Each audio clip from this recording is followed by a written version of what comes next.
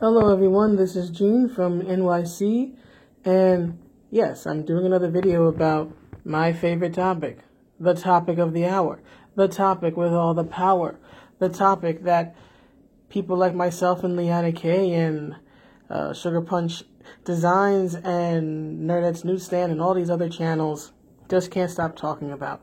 Everybody's favorite deathmatch game, Mortal Kombat!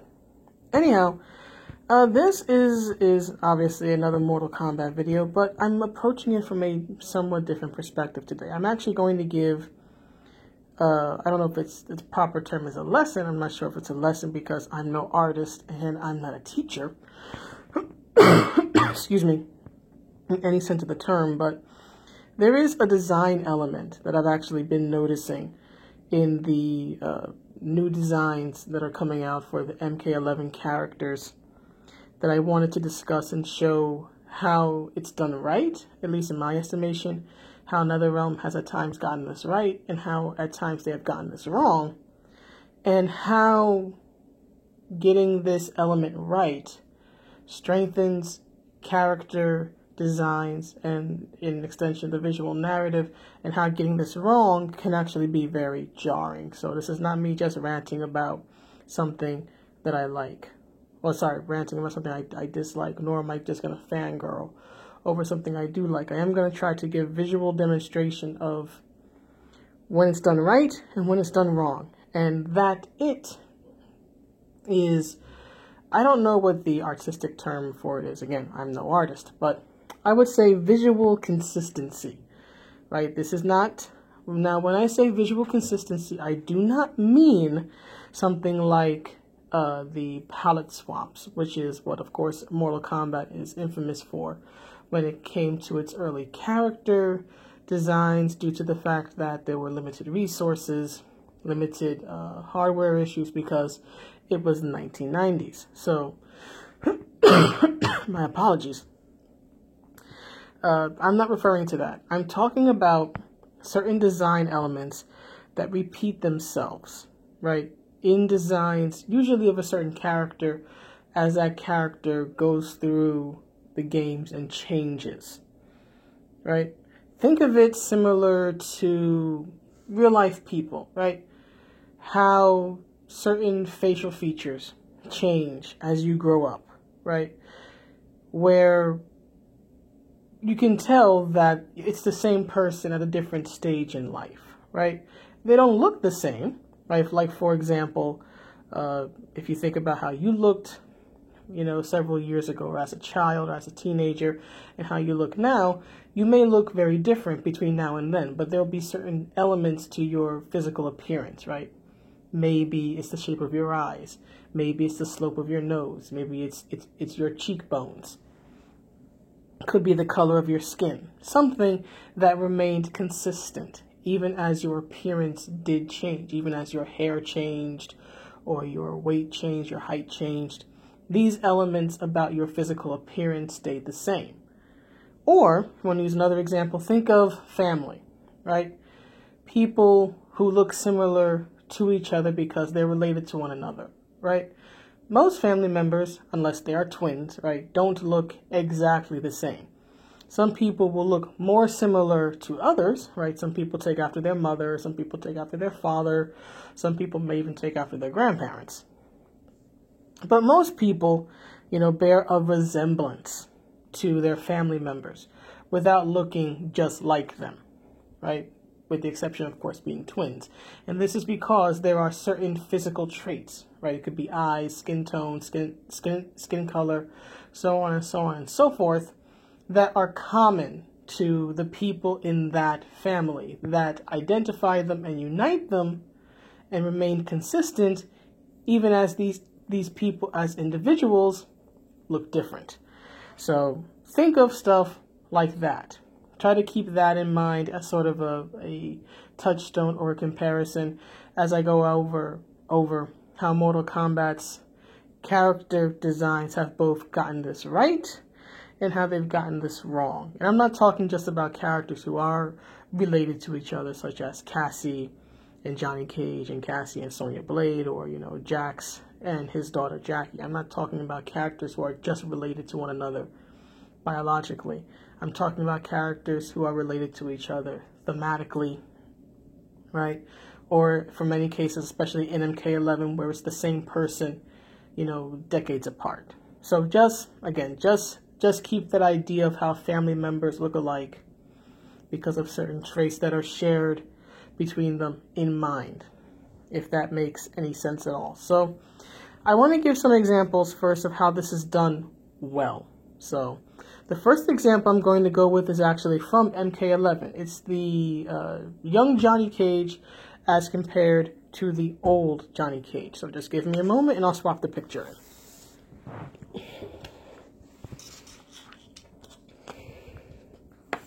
Alright, so this is, sorry about that, this is MK11 Johnny Cage. I apologize for the somewhat pixelated look of it.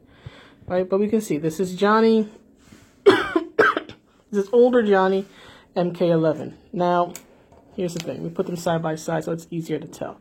Young Johnny, sorry, old Johnny, this is older Johnny. This is older Johnny. Apologize for that. One moment. Right? Old Johnny, young Johnny. Which I could, let me try to bring these closer. There we go. It's probably a little bit better, right? Old Johnny, young Johnny. Old Johnny, young Johnny. Here's why this works. Certain elements of Johnny's design. I'm not talking about the specific clothes. Obviously, the clothes are very different. He's wearing a open jacket here. Here, it's a looks like a tactical vest of some sort, and the shirt, the black shirt with the 3/4 sleeves. But there are certain design elements that repeat themselves in these two appearances, so that while they look drastically different, they are in many ways, I guess you would say, thematically similar. I'm not sure if that's the proper term, but that's the only word I can think of. For example, right, you see Johnny's got sunglasses here. Johnny has sunglasses here, and not just any pair of shades, but they're similar in style, right? The circular rims here. Another one. See Johnny's shirt here, right? See the shirt? Right, even though he's wearing a jacket that's open here, right, the way the shirt and the vest come together is reminiscent of a jacket, right? So this serves as this here serves to sort of as the lapels of the jacket, as is repeated here, even where the sleeves end, right? The sleeves end here, the sleeves end about in the same area on his younger form too. Right, or take a look at his wrist, right? While it's just wrist tape here and his fist are taped here, right? There's still something on his hands. Something visually draws you to his hands. Another one here, right? The belt buckle. I apologize for the pixelation, but the belt buckle here, the belt buckle is here, right? So even the colors, right? The blue is here. You have the blue up here. You have the black. You have the black in the pants here. So even though, try to get them in the same shot. Sorry. Let me try to switch it this way. There we go. I think that's about the best I can do. I apologize. But as you can see here, even though they are very different on their face, right? The colors are different. This is much more subdued. This is louder, right? This is much more attention grabbing because Johnny's a younger man here and he's looking for attention. Whereas this is older established Johnny, but still. There's enough visual elements, even up here, the popped collar, right? The collar's popped here. Even though it's harder to see, the collar is popped here also. So even in this, even though the looks on their face are very different, there's still enough visual design elements to tie them together. This is what I mean when I say visual consistency, and this is an example of it done well. I must say, of all the characters that I've seen and listened to with all the MK videos, I think this is probably the most I've ever followed Mortal Kombat ever since the reboot, because I fundamentally disagree with the reboot just being. To me, Mortal Kombat Armageddon was the last MK game, so I haven't paid much attention to it, but this whole costume thing has sort of brought me out of my anti-reboot shell, as it were. So I've been paying a lot of attention to it, and this is a great example not only of just visual consistency between the two different looks, but also visual narrative. But that's a video I'll probably make another time, showing how these two images are just wonderful examples of quick visual narrative. Now, another picture that I want to show is actually of young Johnny is, one moment, move my finger so you're not just staring at the inside of my hand. And also, sorry, is in this. Another excellent example of visual design, which is young Johnny here in his fighting stance. Now, I'm not counting Johnny's fighting stance as another element of visual consistency because it's the exact same thing. He's doing the same fighting stance, so I'm not counting that. But look here, right, the gloves, right, you still see the emphasis on the wrist tape is here, right, and this is what I wanted to focus on, the knee here. See the knee and the knee here? It's the same colors. They're inverted, right? Here is the blue that's emphasized against the black. Here is the black against the blue, but the two colors are still here. So visually, they are still related and connected to each other. So this is another, Johnny's knee. Johnny Cage's knee is a great example of visual consistency and visual connectedness, even though the costume itself, or the image itself, I should say, is very different here, right? Johnny's shades are different here, in between the two, right? He's bare-chested here, while he's clothed here. So there are, stark changes, but similar enough that it's not especially jarring. They look like they belong in the same game, and not just because they're the same person. So this is a great example of what I mean when I say visual consistency. Good job, NetherRealm. See, I can praise them. I can be fair when they do something right. Another example that I wanted to show, and of, oh Lord, I shouldn't have done that. Another example that I wanted to show, and this is actually involving characters who are separate. Well, yes, separate, right? It's not the same person. The example with Johnny, some may say, well, it's two designs for the same exact guy, just different years apart. Fair enough. But they've done this well, even with characters who are not the same, right? Who are similar and are connected in a sense, but again, it's not the same person, which is Jackie and Cassie. One moment, please.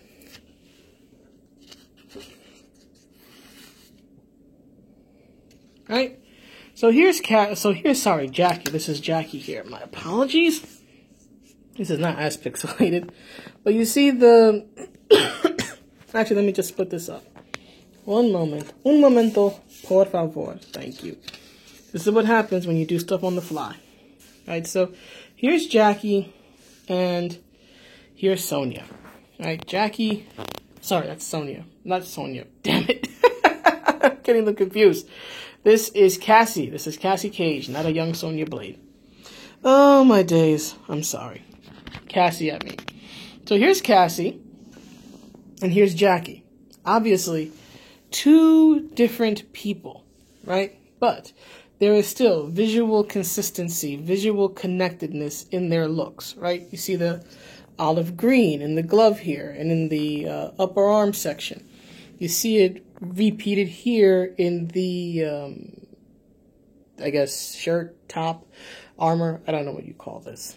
Right? Or even the similar design of the glove here, right? It's a fingerless glove. You have it sort of here again with Jackie. So even though these two characters are not the same person in different clothes as Johnny is, right? You can see that they are visually connected. There are enough similarities that tell you, oh, okay, I'm not quite sure if the term is same team, because a team would have a much more uniform look, and this is not exactly uniform.